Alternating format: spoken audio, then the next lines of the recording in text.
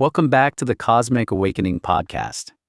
I am Makāula Nakae, a lifelong experiencer and ET contactee since 1990. I have a wealth of insights and stories to share from decades of lived experiences spanning spiritual, interdimensional, and extraterrestrial contacts.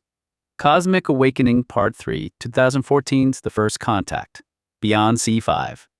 Chapter 1, Whispers of the Ascended Masters. Episode 4, Panther Meadows. On the second day, I rose with the sun and explored the surroundings again. They say the early bird catches the worm, and in travel, rising early extends the day's possibilities.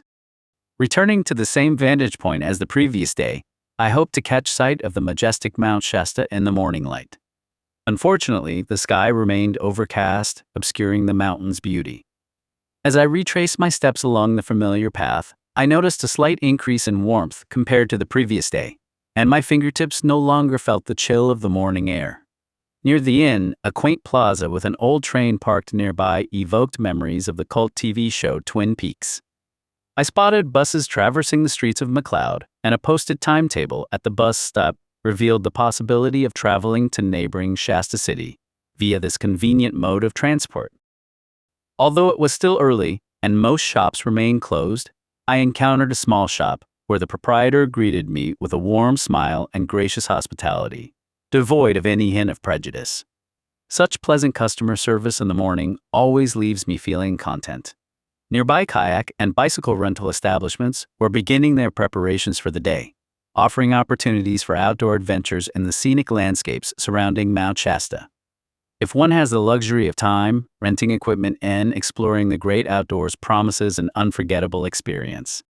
There are numerous charming B&Bs scattered throughout McCloud. For my next visit, I aim to opt for a lodging facility, exuding an authentic American ambience, brimming with old-fashioned country charm, one not managed by Japanese proprietors. Shasta City also boasts an array of accommodation options, ranging from inns and B&Bs to motels and hotels. Upon returning to the hotel, joining fellow guests for breakfast is customary. While adhering to a sugar-restricted diet, indulging in a typical breakfast spread might need to be more practical. However, with recent blood test results indicating normal blood sugar levels, akin to those 3 months prior, I decided to incorporate some carbohydrates into my meals. It was an experiment worth trying, albeit cautiously. Individuals following dietary restrictions, whether related to sugar or salt, must take proactive measures to ensure their nutritional needs are met. Neglecting these considerations can undermine the benefits of a disciplined regimen. Post-breakfast, we checked out and embarked on a journey to the summit of Mount Shasta. The ascent would have been swift if the road had not been partly blocked by snow. Despite lingering patches of snow, the temperature wasn't uncomfortably cold, affording us a splendid panorama of the surrounding mountains. The vibrations atop the mountain were discernible and pleasant, albeit lighter than the robust intensity experienced at its base. Apart from the breathtaking natural scenery, there was little else to do, resulting in a brief visit lasting merely 5 minutes. I yearned to explore further by embarking on a leisurely stroll or hike. Our subsequent destination was Panther Meadows, situated on the mountainside, which we had previously bypassed. Revered as one of the sacred sites by Native Americans inhabiting the region since ancient times, Panther Meadows is revered as one of the most picturesque and revered attractions in the vicinity of Shasta. Typically, the upper meadows remained snowbound until June, and the innkeeper had mentioned Panther Meadows being closed. However, upon further inquiry, we learned that while the uppermost section, comprising 3 distinct regions, remained inaccessible, the lower 2 sections were open for exploration via hiking trails. The entire area might not be fully accessible until early July. Bushes dotted the landscape around the entrance, creating a peculiar sight. Despite the onset of summer, with the daytime weather feeling sweltering, the lingering snow patches around the area gave rise to a somewhat inconsistent atmosphere. During my visit, I encountered only small clusters of tourists, some with guides, and a handful of individual visitors. With the official advent of summer, I anticipated an increase in foot traffic. Regarding the wave dynamics, akin to those experienced from the observation deck atop the mountain, a refreshing and delightful natural rhythm enveloped the surroundings. Upon inquiring further, I learned of a spot downhill where these sensations could be felt even more distinctly. The aromatic scent of fresh foliage permeated the alpine landscape, offering a refreshing respite from the urban hustle. Moreover, the cyclic vibrations of nature felt markedly distinct from the humdrum rhythms of city life or the tropical environs of Hawaii. In the vicinity of Panther Meadows, the babbling brook of spring water provided a musical backdrop, its crystalline flow imbued with a sense of purity. Unlike typical river water, the melted snow water cascaded with a pristine transparency, lending an ethereal quality to the surroundings. For the Native American communities inhabiting this region, the springs above and below Panther Meadows hold sacred significance as power points. Among those attuned to the spiritual realm, it is believed to be a place associated with Saint Germain, one of the revered Ascended Masters. Anecdotes abound of encounters with Saint Germain at Panther Meadows, wherein individuals claim to have embarked on astral journeys to ancient ruins across the globe under his guidance, thus perpetuating the fame of Mount Shasta on a global scale. Since delving into the book Unveiled Mystery following a download on October 28, 2011, I have immersed myself in literature and information about ascension. Unveiled Mystery has since garnered a reputation as a timeless classic. Additionally, Mount Shasta is reputed to harbor entrances to the underground realm of Shambhala, purportedly inhabited by the descendants of Lemuria, and it serves as a purported site for a UFO base.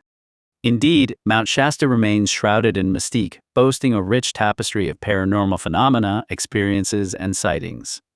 After departing from Mount Shasta, our journey led us northward toward Crater Lake, where we made a pit stop for lunch at Calamus Falls. The drive from Shasta City to Calamus Falls spans approximately an hour and a half. En route to Crater Lake National Park, we traversed alongside a sizable lake, encountering yet another potent power spot amidst the highland forest. Arriving at Crater Lake without losing our way, we found the parking lot in observation deck gift shop bustling with tourists, given the recent National Foundation Day and the onset of summer vacation. Renowned as the iconic image of Oregon on the 25-cent coin, this attraction draws over 400,000 visitors annually. Even as we departed the log house gift shop, traces of snow lingered, inviting children to frolic and play. While snow persisted on Mount Shasta, it was astounding to witness its presence in early July, yet the chill in the air remained bearable. The surface of the crater's inner lake mesmerized us with its splendid, enigmatic blue hue, a shade defying easy description. Transparent yet imbued with a mysterious brilliance, akin to scattered pearls, the lake's water, despite lacking any inflow or outflow rivers, exuded an otherworldly clarity.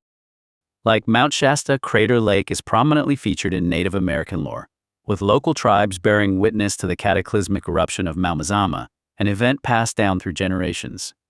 Legend speaks of a titanic clash between two chieftains, sky god Skell, and the god of the underworld, Leo, culminating in the destruction of Mazama, Leo's abode. The lake's first Western visitors, a trio of gold prospectors in 1853, were captivated by its mesmerizing indigo blue color, dubbing it Deep Blue Lake.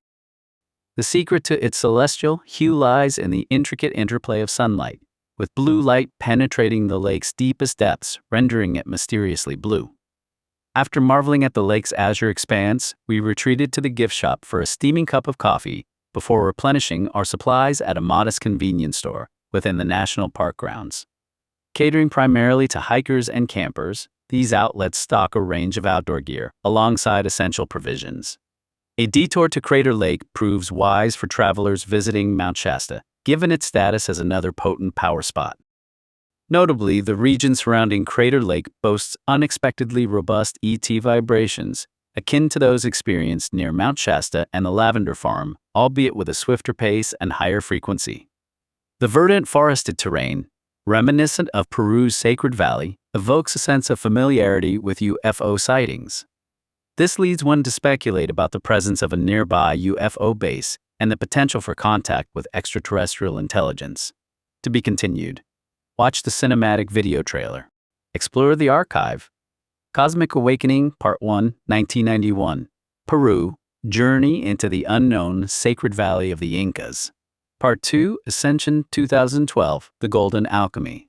Part 3, The First Contact. The World of ET Contacts, Beyond C5. Join the journey. New episodes drop periodically.